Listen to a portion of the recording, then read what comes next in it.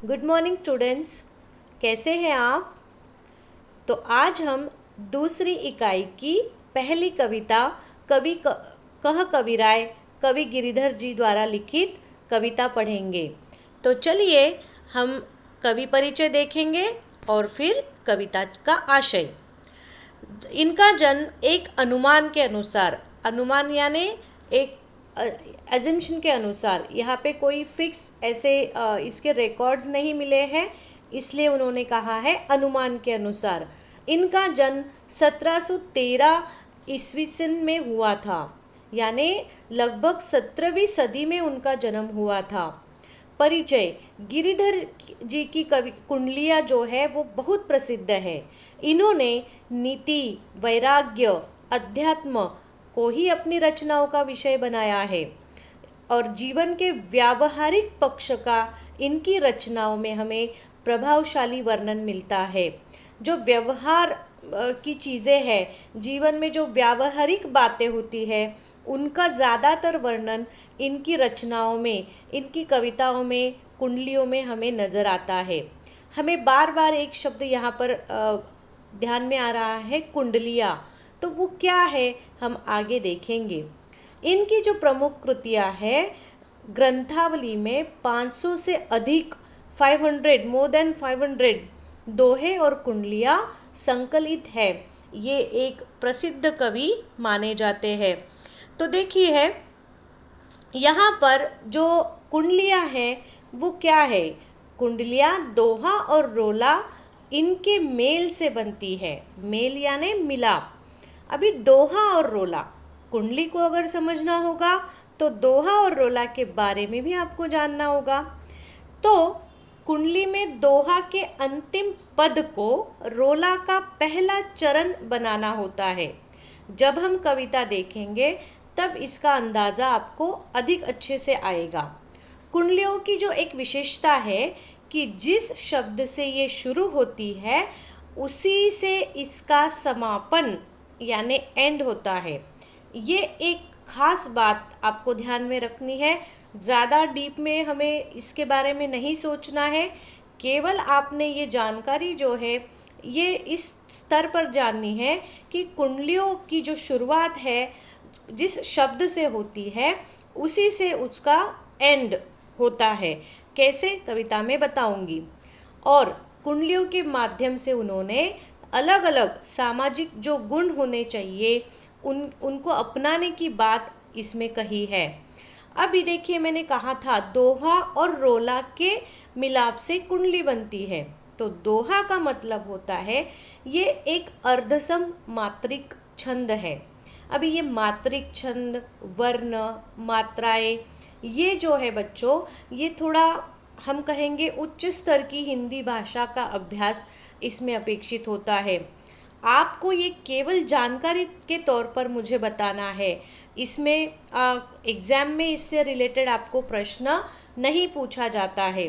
ये केवल general information के तौर पर आप ले सकते हैं, लेकिन हाँ, इंटरेस्टिंग ज़रूर है। यह 2 पंक्तियों का होता है दोहा। इसमें 4 चरण यानी हम कहेंगे वाक्य, मैं कहूँगी उसको अपनी आसान भाषा में वाक्य। तो 4 चरण होते हैं। इसके विषम यानी ऑड कौन से, जो 4 चरण है यानी 4 जो लाइन है उसमें से पहली और तृतीय यानी थर्ड, फर्स्ट और थर्ड जो लाइन होती है उसको हम विषम चरण कहते हैं।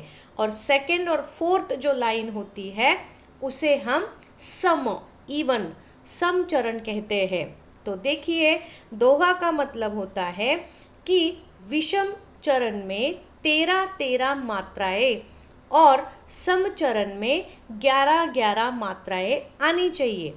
अभी मात्राएं यानी क्या? मात्राएं यानी फॉर एग्जाम्पल अगर मैं एक वर्ड बोलूँ 4, तो 4 शब्द में कौन सी मात्रा है? आ की मात्रा है और र में अ की मात्रा है। तो चा के लिए हम 2 मार्क्स देंगे या 2 अंक देते हैं काउंटिंग करने के लिए, और र के लिए 1 अंक। तो इस प्रकार पहले और तीसरे चरण में 13 मात्राएं होती है और दूसरे और चौथे चरण में 11-11 मात्राएं होती है। स्टूडेंट्स बिल्कुल आप चिंता मत करें, ये जो टॉपिक है आपको 10वीं कक्षा में भी एक बार रिवाइज किया जाता है। अभी हम ये वीडियो के द्वारा सीख रहे हैं, इसके लिए मैं आपको इसका कैलकुलेशन तो करके नहीं बता सकती हूँ, थोड़ा समझने की आप कोशिश करेंगे ऐसी मैं अपेक्षा रखूँगी। और रोला जो होता है ये एक छंद है। ये भी अभी छंद जो होता है ये मात्रा वर्ण, ये छंद के जो प्रकार है बच्चों, इसे हम कहेंगे कि वर्णों की संख्या और उसका स्थान जो है, इसके जो नियम होते हैं उन नियमों का अभ्यास छंद वर्ण इसमें किया जाता है। तो आप इसके बारे में ज़्यादा मत सोचिएगा, केवल इनका जो मेन रोला, कुंडली, दोहा, इन पर आप ध्यान दीजिएगा। यह एक इवन सममात्रिक छंद है। इसमें टोटल 24 मात्राएं होती है, यानी विषम चरणों में 11-11 मात्राएं और सम चरणों में 13-13 मात्राएं। इसका मतलब ये होता है कि दोहे के टोटली अपोजिट रोला होता है। आपने देखा है ना ऊपर कि फर्स्ट और थर्ड में 13-13 मात्राएं है दोहा में, और इसमें इवन में 13-13 मात्रा है। तो ये जो है ये दोनों अपोजिट होते हैं, ऐसा हम बोल सकते हैं। तो इन दोनों के मिलाप से कुंडलियाँ बनती है। अपने कविता का विषय है कुंडलियाँ, तो लेकिन कुंडली क्या है ये समझाने के लिए मुझे आपको ये थोड़ा डीप में जाना पड़ा। इससे बेहतर शायद ही आपको और ज़्यादा जानकारी मिलेगी तो अच्छी बात है। जिन स्टूडेंट्स को अगर डाउट होगा वो मुझे कॉल कर सकते हैं, इसके बारे में मैं उनको और जानकारी देना पसंद करूँगी। लेकिन वीडियो की लेंथ ज़्यादा ना हो इसलिए मैं ये शॉर्टकट में बताने की मैंने कोशिश की है। तो देखिए स्टूडेंट्स, अभी यहाँ पर हम कह कबीराय कविता देखेंगे। गुण के गाहक सहस नर, बिन गुण लहे न कोय। जैसे कागा कोकिला, शब्द सुने सब कोय। शब्द सुने सब कोय, कोकिला सब है सुहावन। दो के एक रंग, काग सब भय अपावन। कह गिरिधर कविराय, सुनो ठाकुर मन के। बिन गुण लहे न कोय, सहस नर गाहक गुण के। ये भाषा बड़ी मुझे तो अच्छी लगी है। समझने के लिए थोड़ी आपको शायद डिफ़िकल्ट लगेगी, लेकिन कोई ऐसी बात इसमें नहीं है। हम इसका एक्सप्लेनेशन अच्छे से देखेंगे। अभी देखिए मैं आपको थोड़ी सी समझाने की कोशिश करती हूँ। कुंडलियाँ क्या है? गुण के गाहक सहस नर, बिन गुण लहे न कोय। अभी ये जो सेंटेंस है इसमें 2 चरण है। कॉमा के पहले का जो सेंटेंस है उसे हम एक चरण, और बिन गुण लहे न कोई इसको दूसरा चरण, इस तरीके से हम कहेंगे। तो इसको अगर इस सेंटेंस को मैं अगर आपको बताने की कोशिश करूँगी तो ये जो हम कहेंगे दोहा है। दोहा में उन्होंने क्या कहा था हमें कि जो मात्राएं हैं वो मात्राओं पर आपने ध्यान देना है कि प्रथम फर्स्ट चरण में 13 है और सेकेंड और फोर्थ में 11-11 है। तो ये जो काउंटिंग आप करेंगे ना, गुण ग में ऊ की मात्रा, तो इसको 1 मार्क, न को भी 1, के को 2, गा को 2, ह को 1, क को 1। इस तरीके से नर तक आप अगर काउंटिंग करते हैं तो ये 13 मात्राएं आनी चाहिए।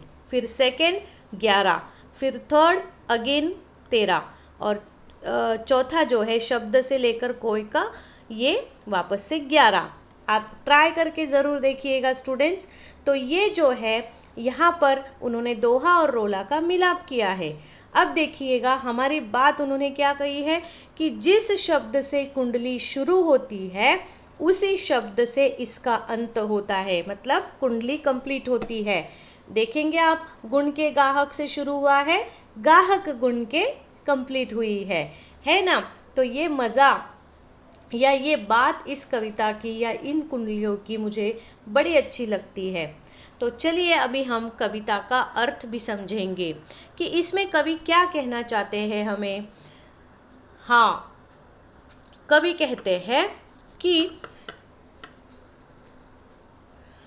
यहाँ पर शब्दार्थ भी मैंने साथ में ही दिए हैं ताकि आपको आसानी हो।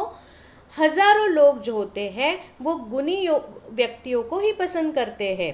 गुण के बिना कोई किसी को पसंद नहीं करना चाहेगा, या किसी की तारीफ हम तभी करते हैं जब उसके गुण, उसकी क्वालिटी अच्छी हो, या उनके क्वालिटी को देखकर ही हम किसी की तारीफ करते हैं। इसलिए उन्होंने 2 उदाहरण दिए हैं, एक कागा यानी कौवा और कोयल यानी काक, या जो भी कागा यानी कौवा, और जो कोयल है उसके लिए उन्होंने कोकिला शब्द यहाँ पर कहा है। देखिए कितनी अच्छी बात उन्होंने यहाँ पर समझाने की कोशिश की है कि कौवे का और कोयल का दोनों का रंग भले ही एक है, लेकिन गुण तो अलग है। कौवा जो होता है कई बार हम उसको मतलब अपवित्र मानते हैं। अभी प्लीज़ मुझे ये मत पूछेगा टीचर उसको अपवित्र क्यों मानते हैं, लेकिन ऐसे मानते हैं, अपावन यानी अपवित्र। और कोयल की जो कूक होती है, कोयल की जो आवाज़ होती है, उसे हम मधुर कहते हैं। कितनी सुहावनी आवाज़ होती है उसकी। तो ये जो बात है, भले ही उनका रंग एक हो परंतु उनका गुण अलग अलग है। और उसी तरीके से इंसानों का रंग भी भले ही एक हो, अगर उनके गुण अलग होंगे तो उन्हीं गुणों के कारण वो व्यक्ति समाज में पसंद किया जाता है या उसकी वाहवाही होती है। तो हमेशा हमें हमारे गुणों को बढ़ावा देना चाहिए, हमारी क्वालिटीज़ को हमने अर्न करने की कोशिश करनी चाहिए। ऐसे पहले कुंडलियों में कवि गिरिधर हमें कहना चाहते हैं। तो इस प्रकार उन्होंने यहाँ पर हमें बताने की कोशिश की है। आगे कवि कहते हैं, देखा सब संसार में मतलब का व्यवहार, जब लगी पैसा गांठ में तब लगी ताको यार, तब लगी ताको यार, यार संग ही संग डोले, पैसा न रहा पास यार मुख से नहीं बोले। कह गिरिधर कविराय जगत का ये ही लेखा, करत बेगरजी प्रीति मित्र कोई बिरला देखा। वाह, क्या बात कही है उन्होंने यहाँ पर। वो कहते हैं कि सच में जो जगत में व्यवहार है, व्यवहार यानी लोगों का जो बिहेवियर है, लोगों का जो एक दूसरे के साथ बर्ताव होता है, वो कभी कभी स्वार्थ भरा होता है। हाँ, बड़ा स्वार्थ भरा व्यवहार लोगों के नज़र आता है। जैसे कि अगर आपके पास पैसा होगा तो आपसे सब मित्रता करने के लिए तैयार होते हैं या मित्रतापूर्ण व्यवहार करते हैं। पैसा पास होने पर हमारे सभी मित्र साथ रहते हैं, साथ साथ घूमते हैं। लेकिन जब यही धन संपत्ति अगर समाप्त हो जाती है तो वही मित्र मुख से भी हमें देखना नहीं चाहता है, यानी वो हमें पहचानता भी नहीं है, वो हमसे सीधे मुंह बात भी नहीं करता है। ऐसे कवि गिरिधर जी कहते हैं कि भाई संसार का तो यही तरीका है। लेकिन एक बात तो है कि मित्र जो होते हैं, बहुत ऐसे कम मित्र हमें मिलते हैं कि जो स्वार्थ रहित प्रेम करते हैं। स्वार्थ रहित यानी बिना स्वार्थ के प्रेम करने वाले मित्र समाज में बहुत कम मिलते हैं, ऐसा कवि कहना चाहते हैं। और ये बात भी कई बार जब हम मतलब जैसे जैसे हम बड़े होते हैं इसका अनुभव हमें आने लगता है। तो इसीलिए अगर हमें मैत्री या अगर हमें दोस्ती भी करनी है तो संभाल के करनी चाहिए। आगे के कुंडली में कवि कहते हैं, झूठा मीठे वचन कही ऋण उधार ले जाए, लेत परम सुख उपजे लेके दियो न जाए, लेके दियो न जाए ऊंच अरु नीच बतावे, ऋण उधार की रीति मांगते मारन धावे। कह गिरिधर कविराय जानी रहे मन में रूठा, बहुत दिन हो जाए कहे तेरो कागज झूठा, कहे तेरो कागज झूठा। क्या कहना चाहते हैं यहाँ पर कवि? कवि कहते हैं कि हाँ, कई बार ऐसा होता है कि लोग कई बार मीठी मीठी बातें करके हमसे पैसा उधार ले जाते हैं, और जब पैसा लौटाने की बात होती है, मतलब हम कहेंगे पैसा लेते समय उनको तो बड़ा आनंद होता है, पर ऋण ऋण यानी कर्जा अगर चुकाने की बात होती है तो उनकी वो नीयत ध्यान में आ जाती है।